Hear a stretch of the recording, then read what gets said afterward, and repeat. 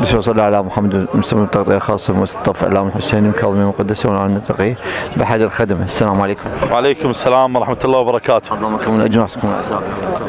عظم الله لكم الأجر وعزي صاحب العصر والزمان والمراجع العظام والأمة الإسلامية جمعة بذكرى شهادة سيدي ومولاي الإمام موسى بن جعفر سلام الله عليه.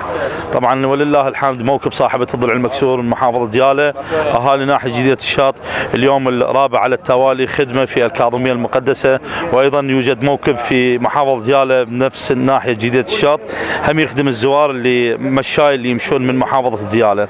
نسأل الله سبحانه وتعالى أن نكون في عين صاحب العصر والزمان، وندعو إلى الأخوة السوريين أن يخلصهم الله سبحانه وتعالى من محنتهم التي بها، وأنا بخدمتكم عمي.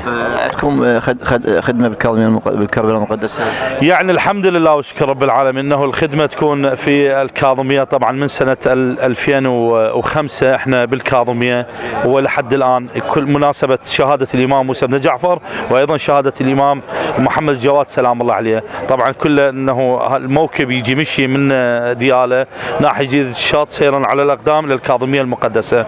ولله الحمد في كربلاء شهادة الزهراء سلام الله عليها الشعبانية 15 شعبان إن شاء الله. هسه احنا من بعد نعزل منها نطلع إلى كربلاء المقدسة، وأيضا الأربعينية 10 محرم في كربلاء وفي ديالى، وفي النجف الأشرف شهادة أمير المؤمنين وبيعة يوم الغدير سلام الله على أمير المؤمنين، وفي سامراء شهادة الإمام الهادي وشهادة الإمام العسكري، وفي شهادة السيدة الزهراء الرواية الثالثة، وخدمة في أيام شهر رمضان المبارك.